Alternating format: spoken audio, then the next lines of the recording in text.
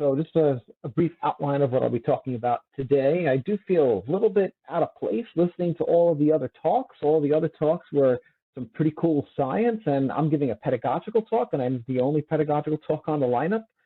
So I feel a little bit out of place for that, but I hope everybody enjoys my talk nevertheless. I'll talk a little bit about the gamification of learning. I'm then going to describe what it is that I did with these choose your own, as I call them, lab ventures, and then also talk about some similar work, the process that I did in order to create these things, why I chose the LMS, Learning Management System, and then also some future potential, future directions. So first about this gamification of learning. This is a topic that is somewhat interesting to me, and I hope to be able to further explore this as my career continues. And part of why it's interesting to me is because, generally speaking, young people today, people who are students' ages, they don't read the manuals when they go to play a game. They don't read the manuals when they go to learn a computer program. And yet they pick it up very quickly and very easily. And I would really love it if I could figure out a way to make learning chemistry as intuitive as learning how to use a computer program or learning how to play a game. And so this gamification of learning is something that's super interesting to me. The first one that I was able to identify appears to be a crossword puzzle from almost literally a century ago in a 1925 article in the Journal of Chemical Education. Now, since then, of course, things have progressed quite a bit. So moving to things a little bit more modern, there was a report of a card game for, I believe it was learning organic chemistry and multi-step synthesis, and again, J. Chem Ed in 2020. There have been board games reported, and I'm just providing several different references here. There also was an escape room. There were things that were based upon an escape room concept for a gamification of learning. One of the ones that I found in preparing the paper that I'm talking about today even involved not just an escape room concept, but defusing a bomb as the game that was actually happening for the learning of chemistry. And then I guess really the most modern of these, of course, would be an app for something like an iPad or some other kind of device, and there are also reports of that. So what is it that I did with this? So as I'm sure we all remember very well, sometime in early 2020, things sort of got turned upside down. And of course, education is one of the things that got turned upside down. And what I tried to do is to develop these hopefully fun assignments for my students to do as they then were trying to kind of finish up the organic lab. After spring break, the students didn't come back. And so from then on, we were doing everything online. And what I did first is I created at least for the lab class, a series of 5 different exercises that were all based upon things that the students had previously done either earlier in the semester or in the prior semester.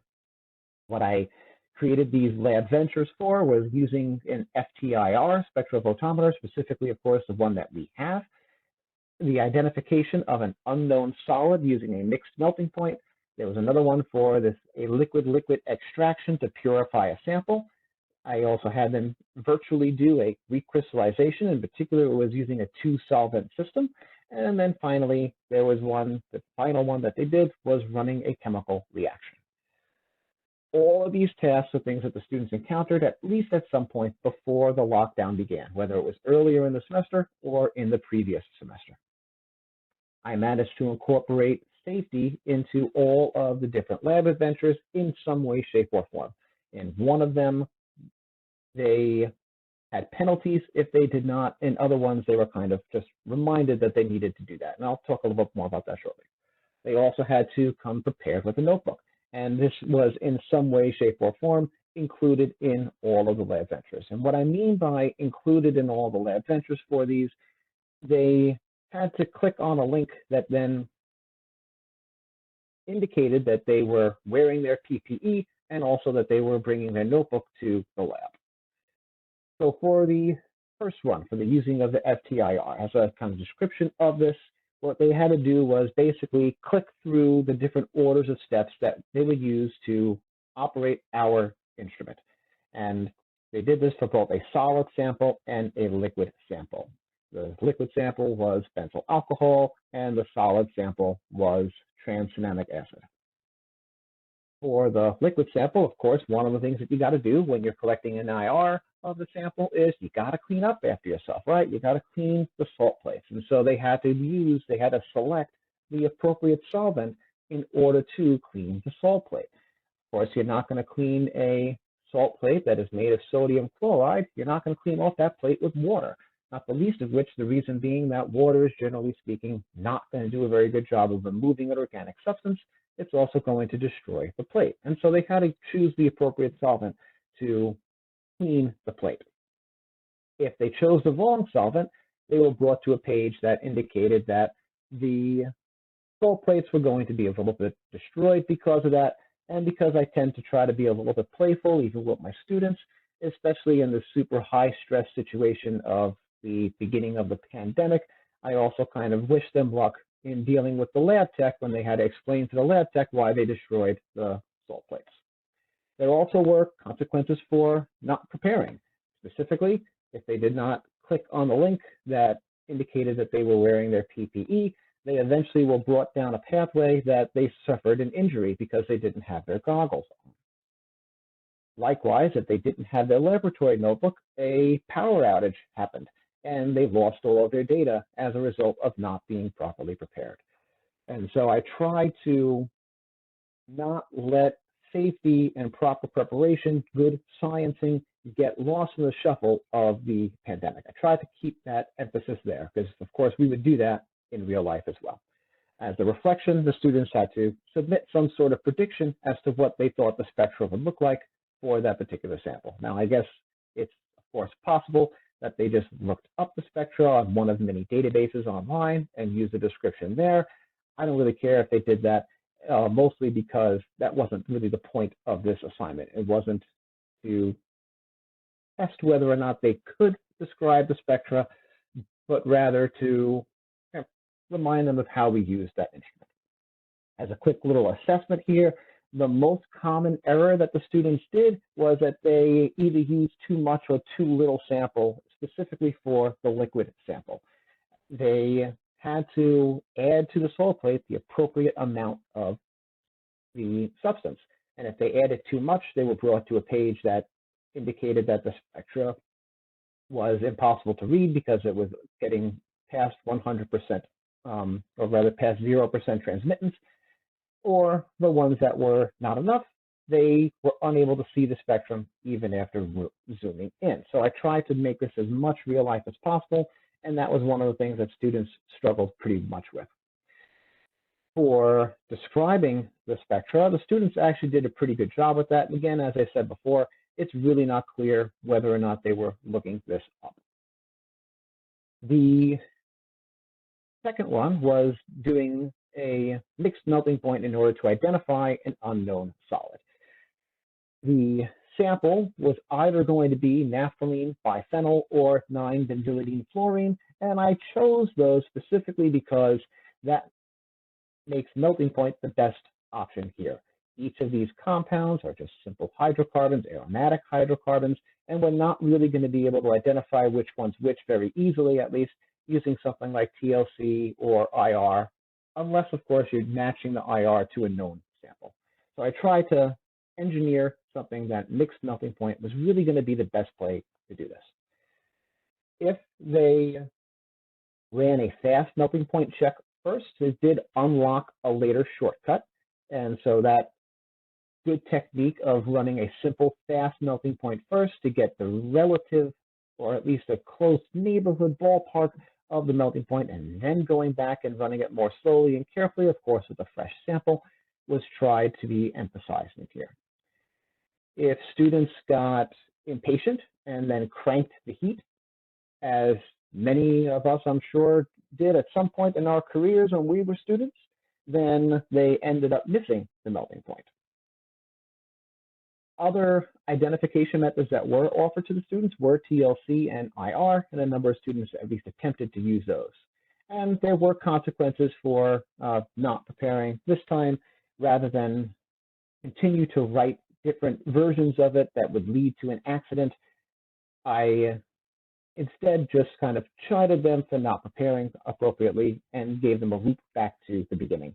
It was very exhausting in the first exercise to make multiple different pathways depending on how prepared they were, and I'll talk a little bit more about that when I talk about how I made these things in a little while. For the student performance in here, 15 out of the 24 students that were in my class at that time did indeed perform the initial fast melting point, but seriously, they failed to actually use that data that they gained by doing that in the next phase. More than half of the students tried to use either TLC, IR, or both, either before or after using the mixed melting point. So a lot of them tried using these ineffective methods at identifying the substances. Only one student mentioned in the reflection that they already knew the answer after doing the mixed melting point, but were just doing the TLC and IR to try to confirm their suspicions. I think that this is both good and bad. I think it's good because it is an indication of good sciencing and being very thorough, but it also indicates that the student did not realize that those were not going to help him or her. Also, 3 students somehow came to an incorrect conclusion, despite what I at least thought was unambiguous data that the mixed melting point result was giving them. For our recrystallization, their task was to purify a sample that their klutzy lab partner dropped on the floor, and so they had to purify it by recrystallization.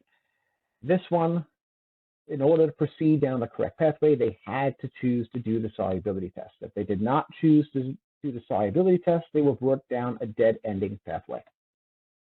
This, however, did cause one little bit of a hiccup. A different failure caused one of the students to have to do a full restart. And on that full restart, this student opted to neglect to do the solubility test because they had remembered the results of the solubility test, and they ended up then proceeding down a dead-ended pathway. And so if I were to recreate these kinds of things as a more permanent type of assignment, I would be very mindful of the fact that if they are restarting for a different reason, I need to send them back to the beginning of that same kind of correct pathway. It turned out in this case that a solvent pair was going to be the best to recrystallize the sample, and of course that means that they would have had to either look up or have a very good understanding of miscibility trends. This also was going to require, at least this particular exercise was going to require a hot filtration, and the consequences for not preparing were, of course, once again chiding and a loop going back to the beginning. The hot filtration was necessary because, of course, since the sample was dropped on the floor, there was dirt in it that needed to be cleaned out. For the student performance, a lot of the students, too many of the students initially skipped the solubility test, and this despite the fact that in the previous semester, every single one of them did solubility tests when we did a recrystallization exercise. So despite having these solubility tests, too many errors, 54 errors total between all the students were also made, and sometimes the students were remaking the same mistake. And this is especially the case when they were just evaporating the solvent rather than trying to do the recrystallization. Hot filtration also gave students a lot of struggles. That to me wasn't at all surprising, since when we did it live, we did not do a hot filtration. For our liquid-liquid extraction to purify a sample, they had to purify tranexamic alcohol from 4-bromophenol. In order to do this, like we do in real life in person, you have to keep really careful track of the layers, and this is something that really was a struggle for the students. Also, the order of the washing with the aqueous fractions was very, very important because, of course, we have to remove the stronger acid first. The tranexamic acid needs to be removed before 4-bromophenol. Also, the number of washes was important. You're not going to be able to get it all out just using one wash. And then finally, we also had to, of course, acidify the aqueous layer after washing. Again, the consequences for not preparing being chiding and the loop back to the beginning. This one had a lot of struggles for the students, in particular identifying the layers and also understanding the order of the washes. The students did not do the washes in the right order and so did not get the samples purified, at least not on the first shot. The reflections by students, even after completing it, the students very clearly did not understand which sample was being removed first, and also they misappropriated how well, or rather, whether or not it would be effective to do an acid wash. The students really seemed pretty desperate to use all of the chemical solutions that they were given, and so they needlessly did an acid wash on the organic layer, which of course served no function. Finally, the last one is that they had to run a chemical reaction where they converted 2-butanol into 2-bromobutane. And they needed to first calculate the correct quantities of reagent. They needed to load the reaction vessel appropriately. They even had to select the appropriate reaction vessel. They then needed to monitor the reaction and stop it when progression stopped. They had a variety of different options for how to monitor the reaction, and some of these would work better than others, with LCMS, HNMR, and GC being the ones that would work the best. I guess IR2 would work rather well. They then needed to purify their product, and if they did anything other than distillation, they would not have been able to purify their products. Column chromatography is not going to work here because both the starting material and the product are too volatile, and they're both liquids, and so you can't use recrystallization. So distillation was going to be all they were going to be able to use. There, in this one, was no opportunity to either properly prepare or not. That's because in the body, in the story, they were told they were properly prepared because they're good little students. For our performance, many of them failed to actually obtain any product for a variety of different reasons. Mostly poor purification choice flummoxed their ability to be able to obtain their product. Many also did not monitor the reaction properly, if they monitored it at all. Only one of the students actually monitored the reaction properly.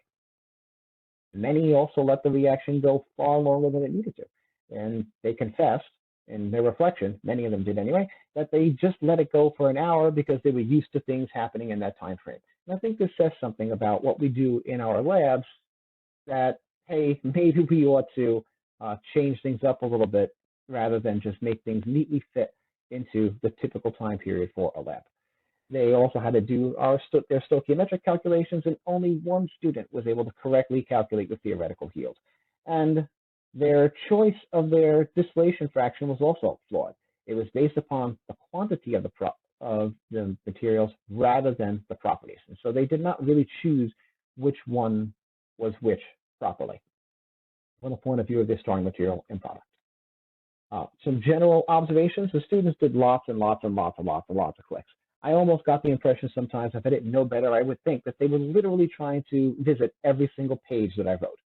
They also can indeed hack the system, and they can hack the system by using that right click and opening up something in a new tab and basically have all of the pages open and only select the correct ones.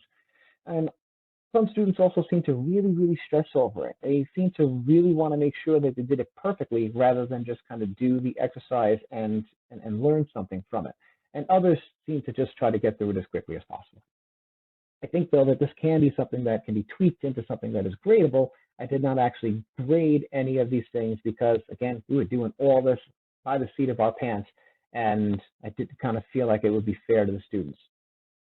So some other similar work. I'm not the only one who has done this style of exercise, these choose your own adventure type things. MIT has a set of demonstration videos that are at that link there. There are also some video-based exercises for high school students, and there is a pre-recorded electrochemistry lab experiment for general chemistry in a JChemEd article, and there's also this massive 11-course effort that was recently published in the Journal of Chemical Education at the reference there. I'm happy to share these references with anybody if you're interested. How did I make these things? I'm going to try to get through the next 3 slides so that I don't run too much over time here. All of these things were done in the learning management system. And here I created pages that were part of the narrative for every single exercise. I wrote the content first on an index card or some other kind of partial piece of paper, and all this text then had the narrative and also the choices on what to do. Each of these pages were then assigned some kind of name or number, which then became the name of the page in the LMS. I laid out all the index cards on my kitchen table, and I'll show you the picture of that in a moment. And I wrote the destination page name next to each choice option, and that would become a little bit more clear in a moment. And that I had to do because then I would be able to know exactly what links had to get set. At the end of the exercise, the students had to submit some manner of a brief report or reflection. And so here is a picture of my kitchen table with all the index cards from one of the assignments laid out on it. And so each of these cards corresponds to an individual page in the story. And on each card, there's the page name, which often has nonsensical names. I sometimes named them after family members. Sometimes they were colors. Sometimes they were states. They were national parks. They were Harry Potter characters. I just gave them all sorts of weird nonsensical names in an attempt to keep the students from choosing which page to go to based upon the page name. And so the story text was there, and also the text for the link, and then also the destination page name for each and every link. Why did I choose the learning management system rather than something like a Google web page? One-stop shopping. I wanted to try to make things as conveniently as possible. The students are doing the rest of the course in the learning management system. Why make them go to different places? Put everything in one spot for their convenience. I also always had an eye towards publication for this, and I knew enough about our learning management system campus to know that I could track every single page the students go to. And so I tried to do that in a way to try to give me a backdoor for assessment to be able to get this published, and I was successful at doing that. Also, I'm very comfortable in that environment, and so I decided to keep it there. There are some future directions that I could see. I could see this being something that is going to be able to be used as a pre-lab preparation thing, and we could even do this for non-lab exercises or some sort of tutorial, whether that is something like a multi-step synthesis or reaction mechanism, or even multi-step calculations for a more general chemistry style thing. This can be adjusted to be some kind of graded assignment, and it's going to be a little bit tough because the students are always going to be able to hit the back button to retrace their steps. And so I think that the best way to do that is going to be to try to kind of make it be something that leads to a quiz that they don't realize until after the fact whether or not they've gone down the correct path. I want to thank everybody for their attention, and I'm happy to answer any questions if there are any, and if there is any time for them.